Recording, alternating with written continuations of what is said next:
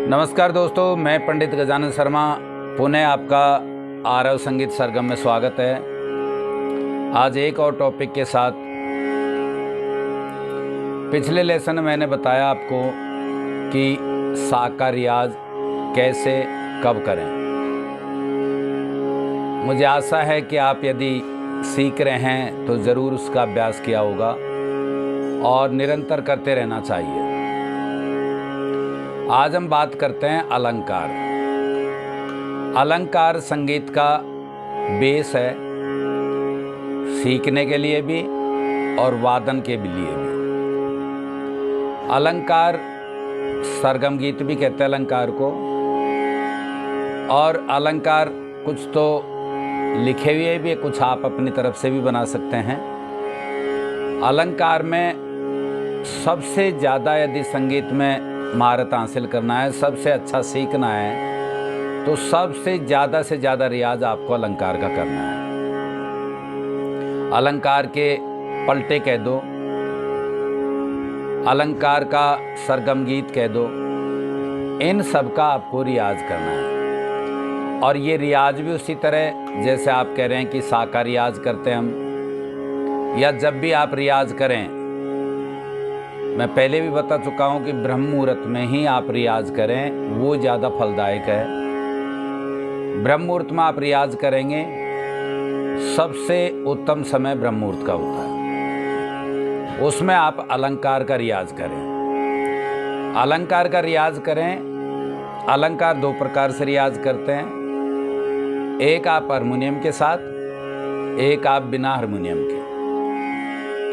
शुरुआती आप करें हारमोनियम के साथ, जिसमें आप, क्योंकि अभी आप सा रे गा यानी सरगम को सही से बिठा नहीं पाएंगे, सबसे आपके गले पे अभी नहीं बैठ पाएगा, तो इसलिए निवेदन है कि आप सबसे पहले तो हारमोनियम के साथ रियाज करें।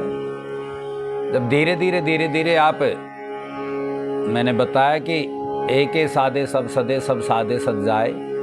यदि आपने सा का रियाज सही से कर लिया, वो आपको स्वतः ही, जब आप धीरे धीरे करेंगे तो आपको स्वतः ही अनुभव होने लग जाएगा कि मेरा सा लगने लग गया। अब यदि आपका सा लगने लग गया तो आप आगे की ओर बढ़ेंगे, रे को लगाएंगे, गा को लगाएंगे। सा यदि आपने कंप्लीट कर लिया, सा यदि आपने गले में बिठा लिया, तो और सुरों को बिठाना आसान हो जाएगा। और जब धीरे धीरे सभी सुरों को आप अपने गले से रियाज करना स्टार्ट कर देंगे, गले में बिठाना स्टार्ट कर देंगे, ये तय कर लेंगे कि हाँ, जो मैं लगा रहा हूँ वो हारमोनियम पे बज रहा है, या हारमोनियम पे बज रहा है वो मैं लगा रहा हूँ। तो फिर धीरे धीरे आप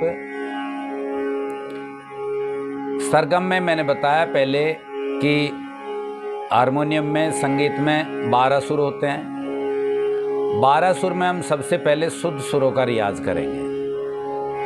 शुद्ध सुरों का रियाज करते हैं जब आपको ये आभास होने लग जाता है कि मेरे सुर धीरे धीरे लगने लगे हैं, तो फिर आप कोमल सुरों का रियाज भी करें। और सरगम गीत आप, जब मैं भी आपको डिस्क्रिप्शन में भेज दूंगा और आपको बताऊंगा भी कि आप अलंकार कैसे बनाएं। जब अलंकार आप बनाने लग जाएंगे, एक दो में आपको दिक्कत रहेगी, बाकी फिर आप स्वतः ही धीरे धीरे आप 1 2 3 4 5 आप कितने ही अलंकार अनगिनत उसमें बना सकते हैं। उससे 2 फायदे हैं, एक तो आपका गले का रियाज होगा, दूसरा आपका उंगलियों को चलाने का रियाज होगा। उंगलियों में आपका लचीलापन आएगा, उंगलियां आपकी जल्दी चलेंगी। तो ये आपके अभ्यास के ऊपर निर्भर है, आप कितना अभ्यास करते हैं उसके अनुसार ही आपको इसका फायदा मिलना लगेगा। अलंकार क्यों जरूरी है? अलंकार इसलिए जरूरी है कि सबसे बड़ा ग्रामर संगीत का है, सीखने का, तो अलंकार है। अलंकारों पर यदि आप काबू पा लेते हैं तो संगीत सीखने में आपको बहुत आसानी हो जाएगी, सीखने में भी और हारमोनियम बजाने में। तीसरा आता है कि अब आप अलंकार तो कर रहे हैं, बजा रहे हैं, लेकिन अब आपको फिर ये सेट करना पड़ेगा कि आप ताल पे भी आएँ। अब हारमोनियम तो आप बजा रहे हैं, लेकिन आप कहीं जैसे सा से रे में कम गैप दे रहे हैं, फिर रे से गा में ज़्यादा गैप दे रहे हैं, तो वो सब में सा से रे से गा से माँ से पा, यहाँ उनमें इतना ही अंतर होना चाहिए, इतना ही समय अवधि होनी चाहिए। जो सा से रे में हो रही है, रे से गा में हो रही है, ये ताल पर आएगा। और जब आप ताल पर सरगम का रियाज करना स्टार्ट कर देंगे, जब ताल पर आप संगीत इसका अलंकारों का रियाज करना स्टार्ट कर देंगे और उस पर गाने लग जाएंगे, तो फिर आपको और भी ज़्यादा लाभ मिलेगा संगीत सीखने का।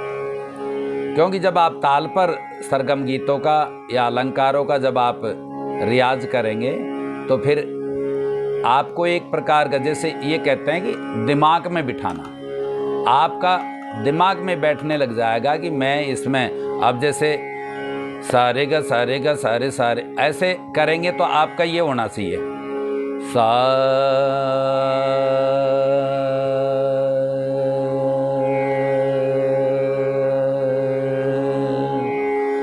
अब ये तो चल रहा है, लेकिन इसके साथ आपका ये भी, जैसे ये आपका ताल चलना चाहिए, आपका ऐसा गिनती।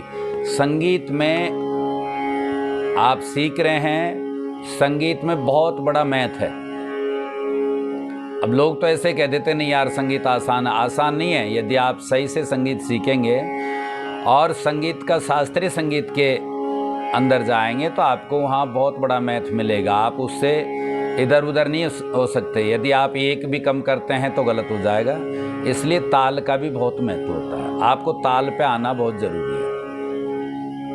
अब तीसरी बात आपकी आती है कि आपने सरगम गीत भी आप गा रहे हैं, अलंकार जिसको आप कह रहे हैं अलंकार आप गा रहे हैं, आप ताल पे भी प्रयास करने लग गए।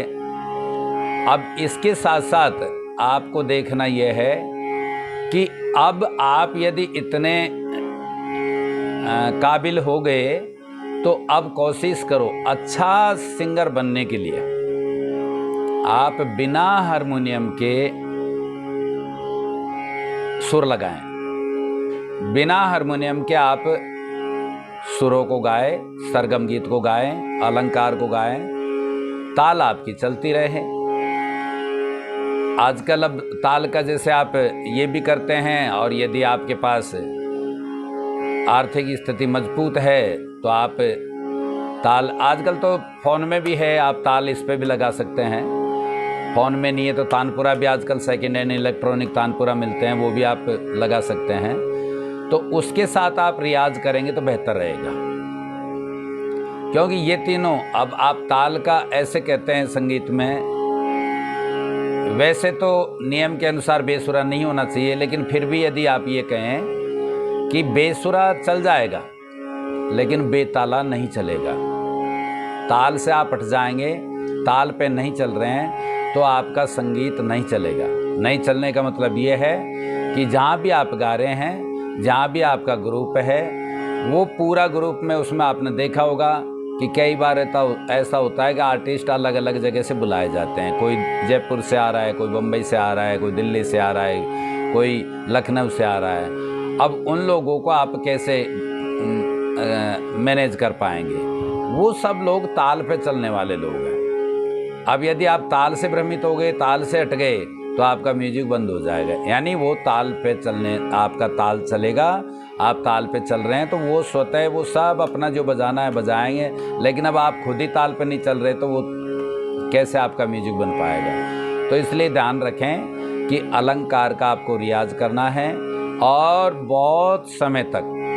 अब बहुत समय का मतलब ये नहीं कह रहा मैं कि भाई आप उम्र ही गुजार दें, लेकिन आप काफ़ी समय तक इसका करेंगे रियाज, तो ये आपका बेस है, ये आपके संगीत को मजबूत बनाएगा, आपके गायन शैली को बढ़ाएगा, आपके गले में निखार आएगा, आपके गले में मधुरता आएगी। ये सब अलंकार पर निर्भर होता है। तो इसलिए आप अलंकार को ज़्यादा से ज़्यादा प्रैक्टिस करेंगे, ज़्यादा से ज़्यादा अभ्यास करेंगे, ज़्यादा से ज़्यादा आप रियाज करेंगे, और प्रातःकालीन आप ब्रह्म मुहूर्त में इसका रियाज करें तो अब आए हम करते हैं। बीच में मैं आपसे निवेदन करूंगा कि आप इस चैनल को लाइक करें, सब्सक्राइब करें और ज़्यादा से ज़्यादा लोगों तक शेयर करें। किसी प्रकार का यदि आपका कोई क्वेश्चन हो तो आप ज़रूर कमेंट बॉक्स में लिखें। और मैं तो आप सभी को गुणीजन मानता हूँ, तो यदि किसी प्रकार का मार्गदर्शन भी आप करें तो मैं आपका आभारी रहूँगा।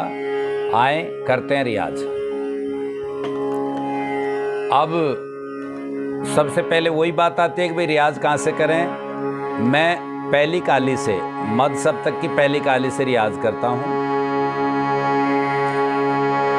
सा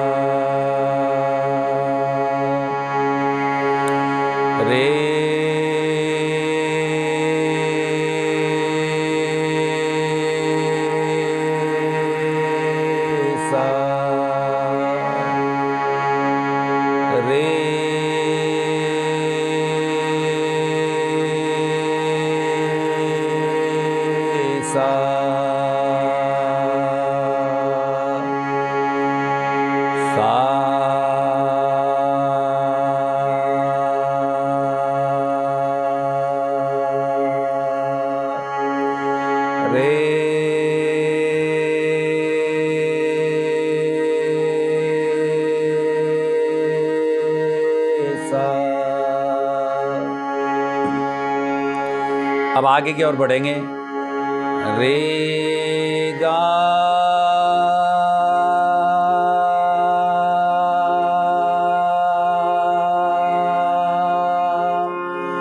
रे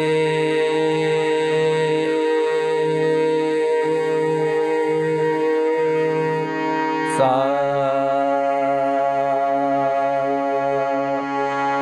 गा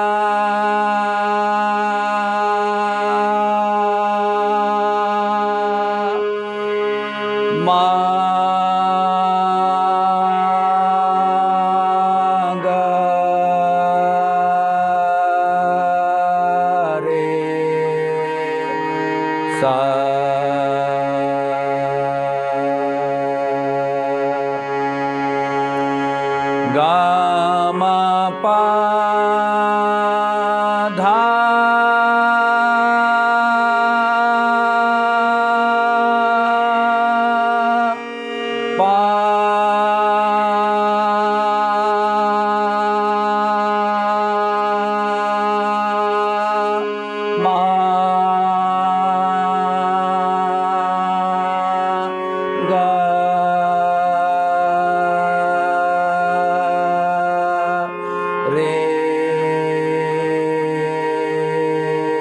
सा सा रे गा मा पा धा नी नी सा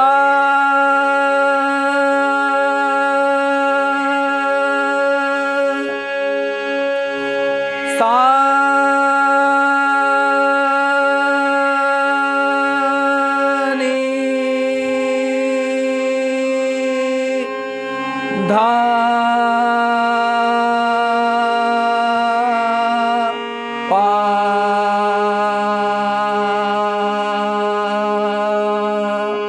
मा गा रे सा। अब थोड़ा सा हम इसको थोड़ा ताल बढ़ाते हैं इसकी। सा रे गा मा पा धा नी सा सा नी धा पा मा गा रे सा रे गा मा पा धा नी सा सा नी धा पा मा गा रे सा रे गा मा पा धा नी सा सा नी धा पा मा गा रे सा सा रे गा मा पा सा नी धा पा मा गा रे सा। अब और थोड़ा सा, अब ये था पहला यानी अलंकार नंबर 1। अब अलंकार नंबर 2 लेते हैं। इसमें हम 2 को यानी एक साथ 2 लेंगे, सारे, फिर रेगा, गामा, मापा, पाधा, धानी, नीसा, ऐसे करके 2-2 एक एक बढ़ते जाएंगे, एक पीछे से छोड़ेंगे, एक आगे से लेंगे। सारे रेगा गामा मापा पाधा धानी नीसा सानी निधा धापा पामा मागा गरे रे सा। 2 नंबर 2 सारे रेगा गामा मापा पाधा धानी निसा सानी निधा दापा पामा मागा गरे रे सा। अब इसी को हम नंबर 2 हुए हैं, इसी को हम ओमकार और हम्बिंग से, हम्बिंग आप करेंगे तो आपके मस्तिष्क में इसका विकार होता है, वो गूंजता है, जो ज़्यादा आपको फायदेमंद, यानी गले में इसका वाइब्रेट होगा। ओमकार इसका करेंगे।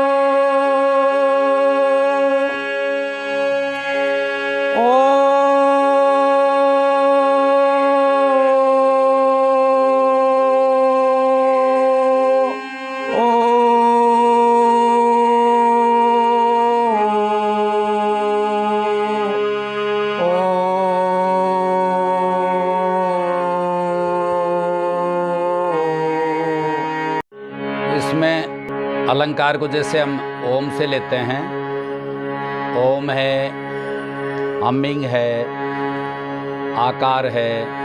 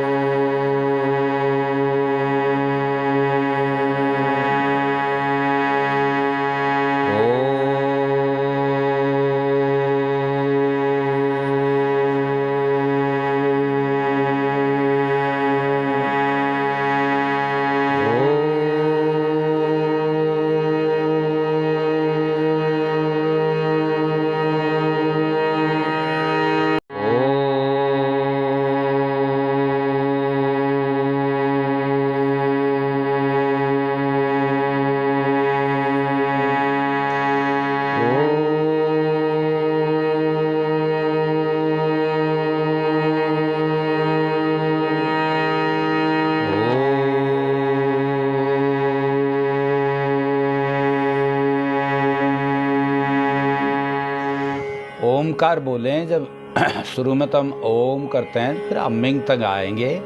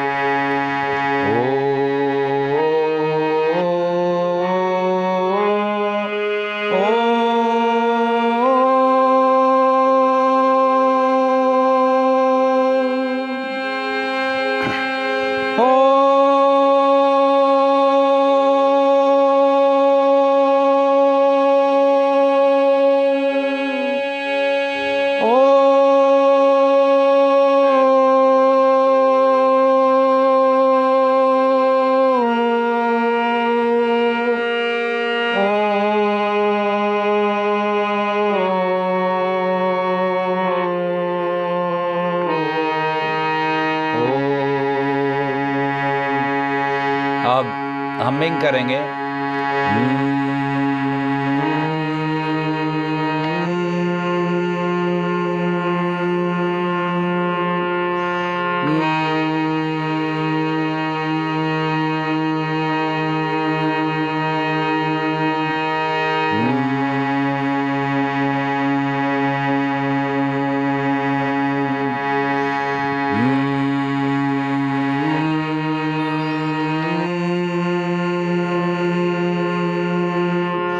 Mm.